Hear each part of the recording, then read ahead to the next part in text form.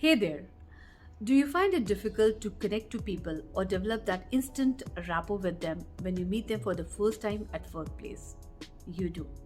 Everyone does, and it's quite normal. But the good news is that a rapport can be developed instantly using two important techniques.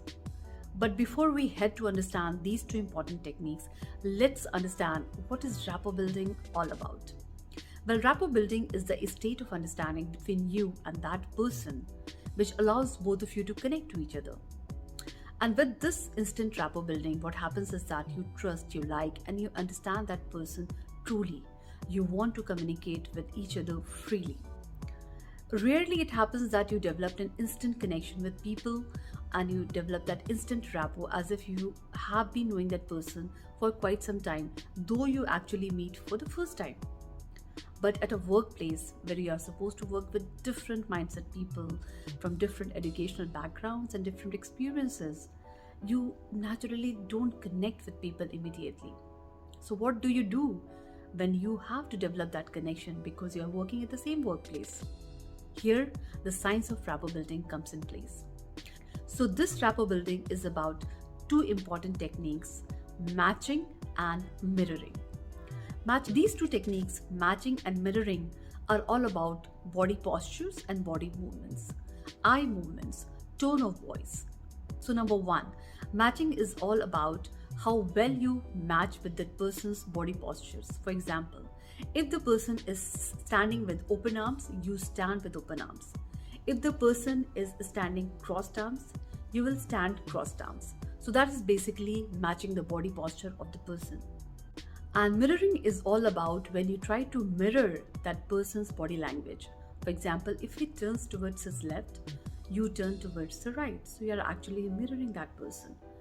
And one thing which you have to be really careful when you are mirroring a person is that you have to make the responses a bit delayed and subtle, so that the person right in front of you doesn't understand that you're actually consciously mirroring them. So what is happening when you mirror a person? You try to bring yourself in sync with that person. You both are on the same page. So what are the different factors that come into play when you are mirroring a person? So number one is the posture. For example, the inclination of the spine. If the person's spine is a bit slouched, you try to slouch a bit. If the person is straight with the shoulders, you are trying to be straight with the shoulders. Number two, tilt of the head. So you have to see if the person's head is tilting towards right or towards left. So accordingly, you tilt your head towards left or towards right, trying to again mirror the person. Then you see the hand gestures of the person. If he is very expressive with his hand gestures, you try to be equally expressive.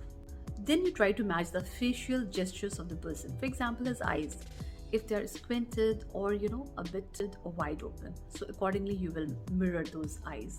Then you look at the tone of the voice. It's loud, angry, or it's soft or polite. So you try to mirror the tone of the voice. See how is the volume. It's really loud, or it's moderate, or it's very slow. So you try to mirror the volume of the person. And then you mirror the breath of the person. If it's deep or a heavy breathing, you mirror the breath of that person. Or if it's light and shallow, you do the same accordingly. So what happens at one point of time, you will realize that the person has become very comfortable with you. He has that relaxed and calm body posture. His tone of voice is very relaxed and he's quite comfortable talking to you. And then that statement comes, oh, it doesn't seem that I have met you for the first time. It seems that I knew you for years. And that's the click. That you have mirrored that person and you have developed that rapport with that person very nicely, very effectively.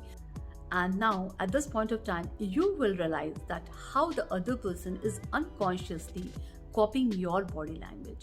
Now you're leading the conversation, you're leading the show because you have successfully developed that rapport with that person. Congratulations. So I'm sure with these two important techniques on rapport building, you are definitely going to develop that instant rapport with people at workplace with whom you're meeting for the first time.